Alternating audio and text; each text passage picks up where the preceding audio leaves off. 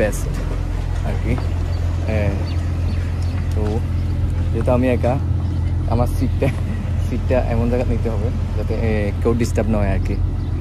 আচ্ছা, প্রবলেম হলো যে যেহেতু আমি একা, ফ্যামিলির সাথে চলতেছে আর কি, অনেকগুলো ফ্যামিলি আছে, তো যেহেতু আমার সিঙ্গেল সিট দরকার, তো আমি লগে দুজন আছে, দুজন লগে বসে গেছি আর কি, এই সমস্যা আর কি।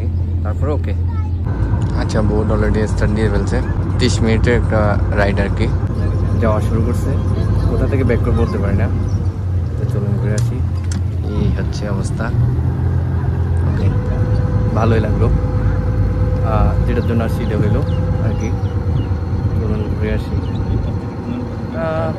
ওকে, অনেকে আমাদেরকে ওরা দেখতেছে, আমরা রাইড নিতেছি।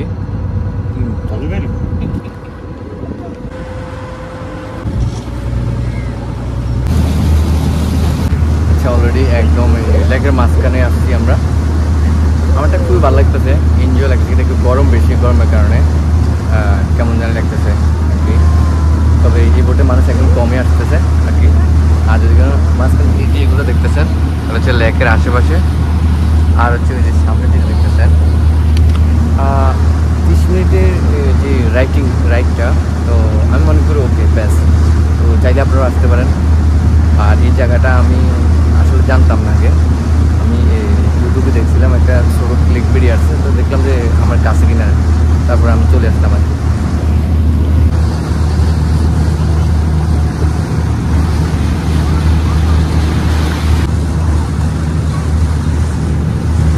ক্যাপ্টেন আছে খুবই রিল্যাক্সে ডাইভ করতেছে আর কি, ওর ডাইভিং স্টাইলও খুবই ভালো লাগে, সুন্দর লাগে আর কি। ওকে, হচ্ছে আমি এখন আছি সাগরের মাঝখানে, তো আমারটা একটু ভয় লাগতেছে, কেমন কেমন জানি লাগতেছে। ওকে, অনেক দূরে তাকায় আছে না, ওই যে লেকের ওই যে আরেকটা রাস্তা, তবে এটা মনে হয় মূলত সাগরের শাখা, পরে অনেক জায়গা দিয়ে সিস্টেম করে লেক বানিয়ে ফেলছে আর কি।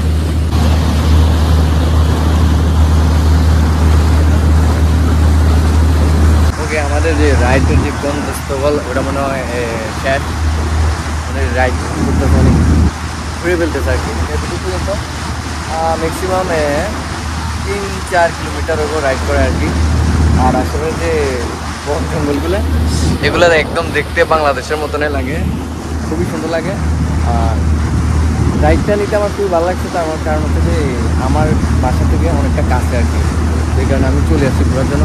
আর আপনার যদি কোনো ভালো লাগে, মন ভালো লাগে, অবশ্যই আসবেন, ঘুরে যাবেন আর কি।